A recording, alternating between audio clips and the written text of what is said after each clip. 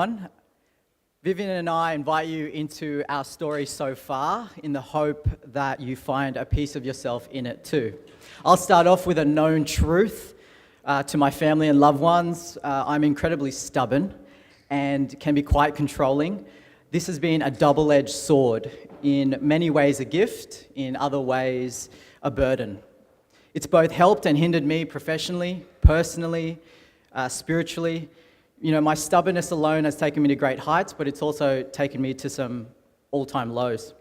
I'll give you an example of this in full swing. In 2009, about 8 years ago, I experienced a great betrayal. Without unpacking specifics, it involved a relationship, and it involved a crushing ending. And it involved a best friend, someone who was like a brother to me. I was shattered, broken, angry, and was at a point of destruction. All of this didn't start my stubbornness, but it certainly fed it. I was born and raised a Catholic by my parents, went to St. Michael's Primary School in Meadowbank.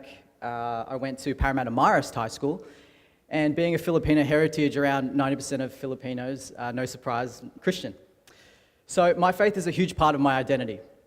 I certainly attribute my understanding of values such as love, trust, respect, and generosity to my religious upbringing. No doubt some of you can relate. Two things happen though when you get hurt. You cry a lot, and then you respond. For me, my entire life up until 2009 was all theory. The spiritual, emotional, and mental pain that I experienced demanded that I pause the theory and finally take an exam. A shift from the theory to being a practitioner of my faith started to happen. Not of choice, but of survival. At that point, I was 23 years old, and in particular, I had to practice this thing called forgiveness, but I failed miserably.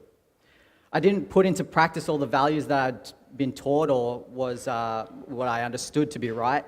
I responded the other way. It's as if I held a glass jar in my hand, once filled with water, and usually if I ran low, I would go back to the well and fill it. But not only did I stop going back to the well, where I used to receive a lot of my spiritual nourishment, I threw my glass jar away and smashed it in a million pieces. I became self-righteous, I became self-serving, quite egotistical, and I found it very easy to get to a dark place like this because of the triple whammy. I was angry, I didn't think what happened to me was fair, and my heart was closed. Soon enough, the lack of water hardened my heart. Through the power of hindsight now, I realized that in some ways I felt as if God betrayed me, that my ego protected me. So I became addicted to distraction, right? For example, I heavily threw myself into my career. What a cliche, but it's true. When you fill your life with busy, you have no choice. You don't have time, rather, to let anything in. You don't stop, so therefore you don't feel anything, especially God's voice.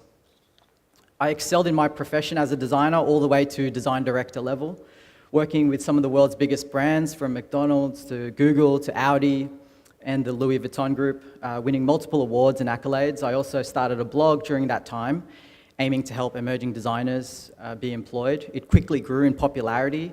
It led me to writing 2 books, launching a top 3 ranking podcast on iTunes for the design category in over 5 countries. Also speaking around the world. I've done 55 speaking events to date, including speaking at Apple, Herman Miller conferences and universities around the world. Now, amongst all this chaos, entered a girl. There's always a girl, isn't there? A girl like no other. Beautiful, intelligent, captivating. How's that for brownie points? She's like, keep going. There's still time. My rock, she stands before me here in front of all of you, and her name is Vivian. I truly believe that God handpicked her to be the vehicle for me to revisit that wound, the wound that has now become my teacher. But it wasn't easy. My past betrayal haunted me big time. I was convinced that all humans were flawed. I was the biggest skeptic, right? Was convinced that all humans were fake and weak because I once had relationships and friendships that were unbreakable. You know, I thought that I had the most impeccable loyalty within them, and I thought that I had the highest standard of that type of relationship. But then that was proven wrong, and Vivian arrived to all of this. I was really great at self-sabotaging myself. I don't know about you guys, but I was really great at that. Frequently pushing Vivian away. Affectionate gestures became triggers to me, which sent me back to my traumatic experiences. And I would have mood swings all the time, and I would get angry for no reason, and she wouldn't know why. I remember even saying to her that I don't have time for her. One time during dinner midweek, we were walking back to the station and Vivian didn't know where we stood with each other. I even said that I've got so many goals and dreams and, they require all of my time. I even, can you believe, used a pie chart to say, look, 99% of my time is yeah, you're like, you're a horrible human being. I was, and I even said that, 99% of my time I need to achieve all these goals. I was preparing for my first USA tour, and 1% of that time would be for everything else. Vivian just stared at me, and then she put her hand in mine, and she said, well, I'm still coming to America with you. So I'll let Vivian take over from here on. Alrighty, so that's a little of Ram's journey, which ties in with mine, of course. I'll tell you a little bit about how we met. So in July 2011, we met at the business launch of a mutual friend, and I could not look him in the eye, horrible eye contact. So for whatever reason, despite my awkward conversational skills, bright red cheeks, he was persistent in getting my number. His exact line was, he came up to me and said, hey, I don't know if you've seen one of these before, but it's an iPhone, and here's where you put your number in. And he was so confident because I looked down and it already said 04. I just had to enter the other 8 digits, which I did. Now, when it comes to... Don't try that line, by the way.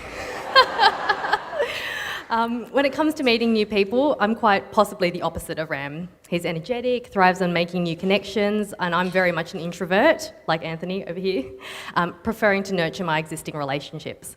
So when we first got together, when I was 19 years of age, I definitely didn't respond well to people who were too direct. I call it gut feeling or divine intervention. Something in my heart that was beyond logic drew me to him.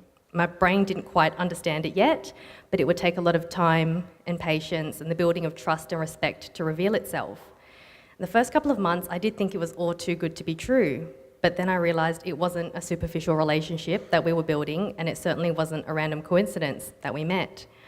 When I started to learn a bit more about Ram on the surface, I was quite daunted by his spirituality, because externally I saw a guy who was connected with his family and their deep devotion to the Catholic faith. I didn't see the internal battle that was inside, and this only slowly was revealed to me in the years ahead.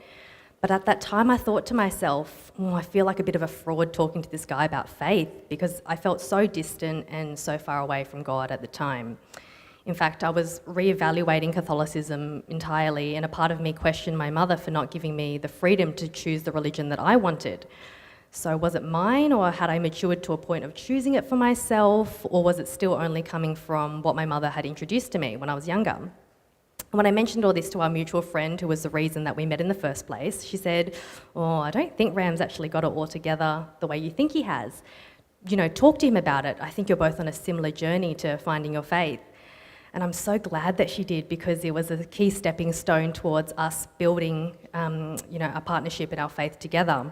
A couple of months into our relationship, during some transitional moments, Ram turned to me and he said, why are you with me? And I didn't know how to not sound like a self-help book, and so I just mumbled a bunch of reasons. And he said to me, well, for me, it's really clear, actually. I feel the Holy Spirit again when I'm with you, and my heart feels at peace. I haven't felt that in a long time. And that moment really stands out with such clarity for me. I think that's when God smiled down on us for finally realising that he always meant for us to find each other. And there have been moments where my actions and words have felt like they weren't my own. At times in our relationship where I felt like I was holding on by a thread and anyone else would have told me to just let go, it was as though God enveloped me in a blanket of love and guided me step by step because he could see the bigger picture when I couldn't even see the next day. Ram even asked me, "Why are you still hanging around?" And something had always, from the beginning, inside of me said, and this is actually what I said to Ram, I said, "If I can be a part of your healing and bring you just a little closer to embracing a loving relationship again, then I will have done my part, even if I have to let you go at the end." I'm not saying that it was easy, but something told me it was the right thing to do and that our journey wasn't over yet. That maybe in my purpose I had a little more to give. It had nothing to do with me being a good or a virtuous person, but when I think back on that now, it makes sense to me as God revealing his love to Ram through the acts of forgiveness and healing that he was in the process of experiencing.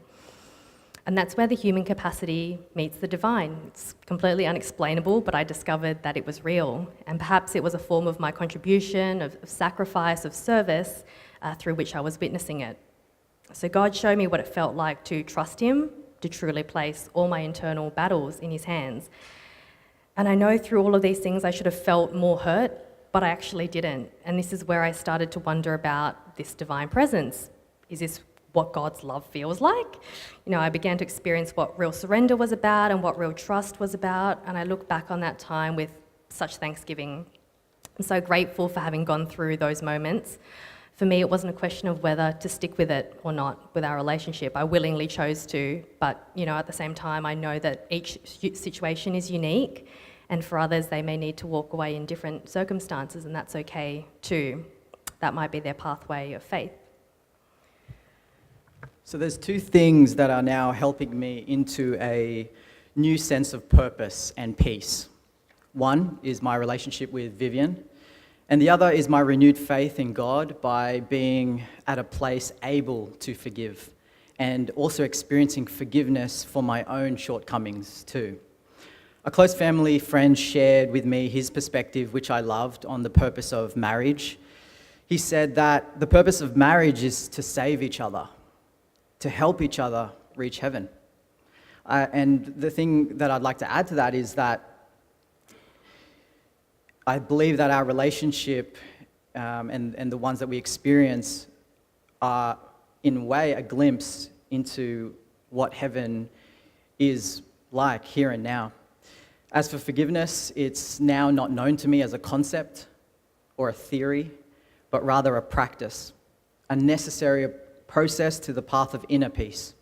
I came to realize that not forgiving is actually incredibly exhausting. I once thought that by holding onto the hurt and building up walls, I was protecting myself. But the truth is that it's just not sustainable long term. I tried to do it for 8 years. It actually takes a ton of effort and turns into a burden because we never truly move on. Therefore, we never become free. Being unforgiving weighs us down and holds us back from greater peace and love. I didn't know the inner freedom that was available for me in all of this until I actually forgave. Personally, looking back at my entire life, not only the period of time I shared with you, as there's been many other trials and storms through the whole 31 years of it, I'm realizing that, one, the problems have been my channels to God, who has never left me. The second is that I didn't know God is all I needed until God is all I really had. And the third is that, as contradictory as it may seem, the importance of detaching myself from myself in order to unite myself with God was crucial. So linking to those points that Ram mentioned, it's really been a journey of surrendering for us as individuals, but also together as a couple. Last year, in our 5-year anniversary, Ram described our relationship as being serendipitous, finding something good without even looking for it. And I couldn't agree more, because looking back, neither of us expected to find what we found in each other. Years ago, I remember my mum saying to me, "Find a husband that makes you want to be a better person. When you find that person, you'll bring each other closer to God. That's what a good relationship should be, what a strong relationship should be." By no means have we made it or learnt everything that there is to learn about ourselves and each other, but the difference between then and now is that we've experienced firsthand how beautiful life is and can be when we embrace God willingly, and that our relationship is are always based on imperfect humans, and that means that they'll always be incomplete. But when we can actively allow God to come in and fill in those gaps, it can be like bringing two worlds together, the God world and the world of real human life. And Ram and I are continuing to discover that if we both trust that, if we both surrender to that, then we become more and more as one. Thank you so much.